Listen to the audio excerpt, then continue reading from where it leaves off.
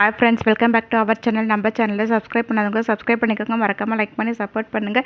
இன்றைக்கான எபிசோடில் என்ன நடக்குது பார்த்தீங்கன்னா, கார்த்திக் வந்து ஃபேக்ட்ரியில் வேலை செஞ்சுட்ருப்பாங்க. அது ஆனந்த் நின்று பார்த்துட்ருப்பாங்க. அருண் போய் கூப்பிடுவாங்க. அப்போ ஆனந்த் அருண் கிட்ட பேங்க்குக்கு போனே மேனேஜரை பார்த்தேன் அப்படின்னாங்க. அதெல்லாம் நான் பார்த்துட்டேன், நீ எதுக்காக கார்த்திக் அப்படி பார்த்துட்ருக்க அப்படின்னு கேட்பாங்க. அதெல்லாம் ஒன்றும் இல்லடா, கார்த்திக் ரொம்ப கோவம் வரும்னு வந்து அம்மா சொல்லியிருக்காங்கல்ல, அதனால அவனோட கோவத்தை பார்க்கணுன்னு வந்து எனக்கு ஆசையாக இருக்குது அப்படின்வாங்க. அதுக்கு அருண் வந்துட்டு, எதுக்கு இப்போ தேவையில்லாமல் நீ வந்து பேசிகிட்டு இருக்க, அது தேவையில்லாத விபரீத ஆசை, கோவம் இருக்கிற இடத்துல தான் குணம் இருக்குன்னு சொல்லுவாங்க. சரி, இப்போ நீ என்ன தான் பண்ண போகிற அப்படின்னு வந்து கேட்பாங்க. இரு, நான் என்ன பண்ணுறேன்னு சொல்லிட்டு ஆனந்த் அங்கே இருக்க காலின்ற சூப்பர்வைசருக்கு கால் பண்ணி வர சொல்லிட்டு, நான் சொல்கிற மாதிரி நீ ஒரு விஷயத்தை பண்ணணும் அப்படின்னு வந்துட்டு சில விஷயங்கள்லாம் சொல்லுவாங்க. அதை கேட்ட காளி வந்துட்டு, அவர் உங்களோட தம்பி தானே அப்படின்னு வந்து கேட்பாங்க. நீ எனக்கு விசுவாசியா இல்லை நீ கார்த்திகா, நான் சொல்கிறது தானே நீ செய்யணுமே, நான் தானே உனக்கு எம்டி அப்படின்னாங்க. அதை கேட்ட காளியும் சரிங்க சார் சொல்லிட்டு அங்கேருந்து போயிடுவாங்க. அருண் வந்து ஆனந்த்கிட்ட, எதுக்கு நீ தேவையில்லாமல் கார்த்திகை சீண்டி பார்க்குற, தேவையில்லாத பிரச்சனை வரப்போகுது அப்படின்னாங்க. பிரச்சனை வரணுன்றதுக்காக தானே நான் இதெல்லாம் பண்ணுறேன் அப்படின்னாங்க. டேய், வேலை பார்க்க சொன்னால் வேலை பார்த்துட்டு இருக்காங்க, அதோட விட்டுற வேண்டியது தானே, எதுக்காக நீ தேவையில்லாதெல்லாம் பண்ணிட்டு இருக்க, கார்த்திக் நம்ம தம்பிடா அப்படின்னு அருண் சொல்லிட்டு இருப்பாங்க.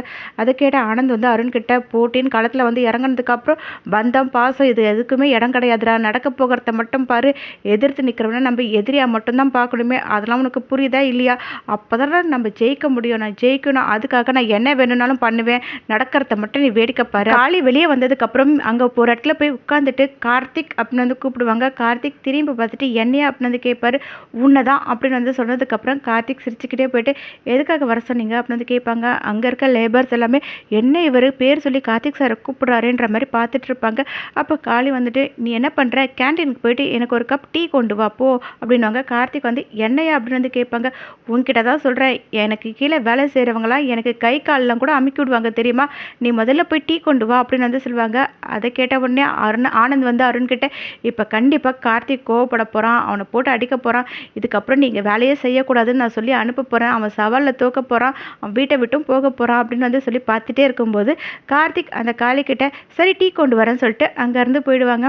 இதை பார்த்து ஆனந்த் வந்து, என்ன இவன் கோவப்படாமல் டீ கொண்டு வரேன்னு சொல்லி போயிருக்கானே, சரி என்ன தான் நடக்குது பார்க்கலாம் அப்படின்ற மாதிரி பார்த்துட்டு இருப்பாங்க. இங்கே கார்த்திக் திரும்பவும் டீ கொண்டு வந்துட்டு அந்த டேபிள் மேலே உட்காந்துட்டு இருக்க ஒரு தள்ளி வாங்கன்னு சொல்லிட்டு அங்கே கப்பு வச்சுட்டு சேர் எடுப்பாங்க. காளி போய் உட்கார போகும்போது, ஒரு நிமிஷம் இருங்க அப்படின்னு சொல்லிட்டு பார்த்தீங்கன்னா கார்த்திக் அது மேலே ஏறி உட்காந்துப்பாங்க. அதை பார்த்த உடனே காளி வந்து கார்த்திக் பார்த்துட்டு, இங்கே பாரு என்ன பண்ணிட்டு இருக்க, எனக்காக தானே நான் டீ கொண்டு வர சொன்னேன், சூப்பர்வைசர் சொன்னால் நீ வேலை செய்யணும், லேபர் அதெல்லாம் உனக்கு தெரியும் தானே அப்படின்னாங்க. அதை கேட்டால் கார்த்திக் வந்துட்டு, சூப்பர்வைசர் என்ன, தொழிலாளிங்களாம் கரெக்டாக வேலை செய்கிறாங்களா, ப்ராடக்ட்லாம் கரெக்டாக மேனுஃபேக்சர் ஆகுதான்றத பார்க்கணும், அதுதான் உன்னோட வேலை.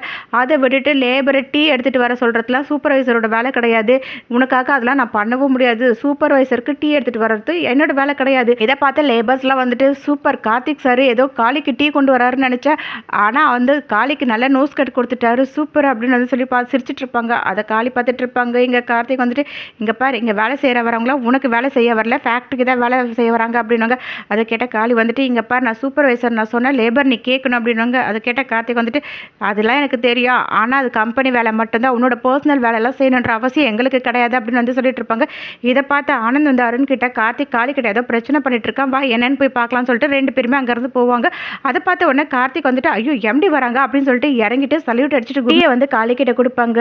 ஐயோ டீ பிடிங்கிட்டானே அப்படின்னு வந்து பார்த்துட்டே இருக்கும்போது ஆனந்த் என்ன பிரச்சனை அப்படின்னு வந்து கேட்பாங்க. இதோ இவர் தான் சார் பிரச்சனை அப்படின்னாங்க. என்னன்னு வந்து காளி கிட்ட கேட்கும்போது, சூப்பர்வைசர் நான் சொல்கிற வேலையை செய்யாமல் என்கிட்ட மரியாதை குறைவாக பேசிகிட்டு இருக்காரு அப்படின்னாங்க. அதை கேட்டு ஆனந்த் கார்த்திக்கிட்ட, என்ன கார்த்திக் இப்படிலாம் பண்ணிட்டு இருக்க, நீ என்கிட்ட நீ என்ன சொன்ன, சாதாரண தொழிலாளியே வேலை பார்க்குறதுன்னு சொல்லிட்டு வந்து இப்போ செய்ய மாட்டேன் சொன்னால் என்ன அர்த்தம் அப்படின்னு கேட்பாங்க. அதை கேட்ட கார்த்திக் வந்து, நான் கம்பெனி வேலை எதுவுமே செய்ய மாட்டேன் சொல்லவே இல்லை, இவரோட பர்சனல் வேலையை தான் நான் செய்ய மாட்டேன்னு இவர்கிட்ட சொல்லிட்டு இருக்கேன், நம்மளோட கம்பெனியோட ரூல்ஸ் என்னன்றது உனக்கு தெரியாதா, அவர் என்னை டீ எடுத்துகிட்டு வர சொன்னார், இவருக்கு டீ எடுத்து கொண்டு வந்து கொடுக்கறது என்னோட வேலையா, அந்த வேலைக்காக தான் நான் இங்கே வந்தேன் அப்படின்னு கேட்பாங்க. அதை கேட்டு ஆனந்த் வந்துட்டு, அதில் என்ன இருக்குது, சூப்பர்வைசர் சொன்னால் கொண்டு வந்து கொடுக்கக்கூடாது அப்படின்னு கேட்பாங்க. அப்போ கார்த்திக் வந்து, நம்மளோட கம்பெனியோட ரூல் என்னன்றது உனக்கு நல்லாவே தெரியும், அவங்க வேலையை அவங்க மட்டும்தானே செய்யணும், மற்றவங்கள செய்யக்கூடாதுன்றது அது எல்லாமே அதில் இருக்குல்ல, அவர் ரூல்ஸ் மீறி என்ன வேலை செய்ய சொல்கிறது அவ்வளோ பெரிய தப்பு, சூப்பர்வைசர் லேபரை வேலை வாங்குறதுலாம் ரொம்ப பெரிய தப்பு, அதனால எந்த ஒரு லேபரையும் நீங்கள் வேலைலாம் வாங்கக்கூடாது அப்படின்னு. அதை கேட்ட லேபர்ஸ் எல்லாருமே வந்து கிளாப் பண்ணிட்டு இருப்பாங்க. அப்போ கார்த்திக் வந்துட்டு, கம்பெனி ரூல்ஸை ஃபாலோ பண்ணாத இவர் என்ன வந்து வேலை வாங்குவாரா,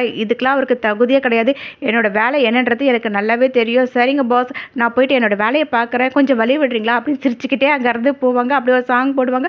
லேபர்ஸ் எல்லாமே சூப்பர் கலக்கிட்டாப்புல அப்படின்னு சொல்லிட்டு இருப்பாங்க. அப்போ அருண் வந்து ஆனந்த் கிட்ட அடுத்த பாலையும் அவன் சிக்ஸர் அடிச்சிட்டான் அப்படின்னு வந்து சொல்லிட்டு இருப்பாரு. அதை கேட்ட ஆனந்த் வந்து அடுத்து நான் போட போகிற பாலில் கார்த்திக் ஒன்றுமே இல்லாத மாதிரி நான் க்ளீன் போல் பண்ணுறேன் பாரு அப்படின்னு வந்து சொல்லிட்டு இருப்பாங்க. நெக்ஸ்ட் சீனில் பார்த்தீங்கன்னா ரியா அங்கே இங்கே ரொம்ப டென்ஷனாக நடந்துட்டு இருப்பாங்க. அதை மைத்லி பார்த்துட்டு என்ன இவ எதுக்காக இங்கே இவ்வளோ டென்ஷனாக நடந்துட்டு இருக்கா அப்படின்னு வந்து பார்த்துட்டு இருக்கும்போது ஐஸ்வர்யா ஒரு வயசான 2 பேரை வந்து கூட்டிட்டு வந்துட்டு இருப்பாங்க.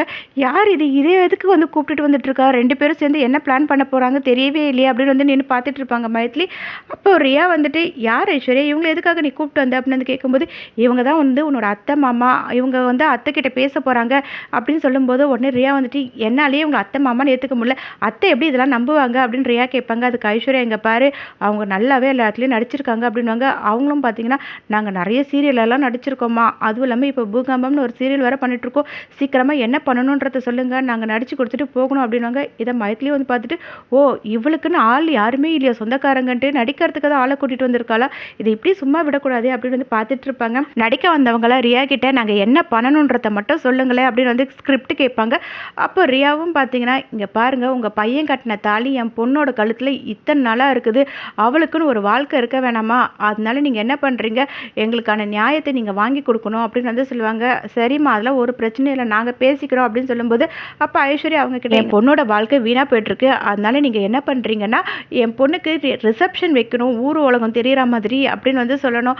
அதெல்லாம் கேட்டால் அவங்களும் வந்துட்டு அதெல்லாம் நாங்கள் பார்த்துக்குறோம் மேடம் அப்படின்னு வந்து சொல்லிட்டு இருப்பாங்க. இங்கே தீபா வந்து மீனாட்சி கிட்ட அக்கா சாப்பிட்றீங்களா அப்படின்னு வந்து கேட்பாங்க. நீ என்ன கெஸ்ட்டுக்கு விசாரிக்கிற மாதிரி ஃபார்மாலிட்டியாக எல்லாமே கேட்டுட்டு இருக்க, எனக்கு சுத்தமாக சாப்பிடவே பிடிக்கல, ஏதோ சாப்பிடணுமே சாப்பிட்டுட்டு இருக்கேன், எதனா சமை அப்படின்னு வந்து சொல்லிட்டு இருப்பாங்க. அப்போ மைத்லி வரும்போது அண்ணி உங்களுக்கு என்ன வேணும்னு தீபா கேட்கும்போது நான் சாப்பிட்றதுலாம் அப்புறம் இருக்கட்டும், அங்கே ரியாவும் ஐஸ்வர்யாவும் சேர்ந்து என்ன பிளான் பண்ணுறாங்க தெரியுமா, நடந்த விஷயம் எல்லாத்தையுமே சொல்லுவாங்க. அதை கேட்ட தீபா வந்துட்டு சரிங்கக்கா இதை என்ன பண்ணுறது அப்படின்னு வந்து கேட்கும்போது எனக்கு வர கோவத்துக்கு இப்போவே போயிட்டு அவங்கள அடித்து துரத்தலாம் போல இருக்குது அப்படின்னாங்க. கோவப்படாதீங்க நம்ம எதனா பண்ணலாம் அப்படின்னு சொல்லிட்டு மைத்லி கிட்ட நான் சொல்கிற மாதிரி நீங்கள் பண்ணுங்க அண்ணி அப்படின்னு சொல்லி அனுப்பிடுவாங்க. மைத்லியும் சரின்னு சொல்லிட்டு அங்கேருந்து கிளம்பி போயிடுவாங்க. தீபா வீட்டுக்குள்ளே போயிட்டு யார் இவங்க அப்படின்னு வந்து கேட்பாங்க. என்னோட அத்தை மாமன் ரியா சொன்னதுக்கப்புறம் சரின்னு சொல்லிட்டு அவங்க கிச்சனுக்குள்ளே போயிட்டு காஃபி கலந்து அதில் பேதி மாத்திரை எல்லாத்தையும் கலந்து கொடுத்துட்டு இன்றைக்கி இதை குடிச்சிட்டு நீங்கள் ஓட போகிற ஓட்டை இருக்கே அப்படின்னு வந்து சொல்லிட்டு இருப்பாங்க. இப்படி இந்த எபிசோட் உண்டாகும். நெக்ஸ்ட் எபிசோட் என்ன நடக்குதுன்னு நம்ம லைக் ஷேர் பண்ணுங்கள், மறக்காம சப்ஸ்கிரைப் பண்ணிக்கோங்க. தேங்க்யூ.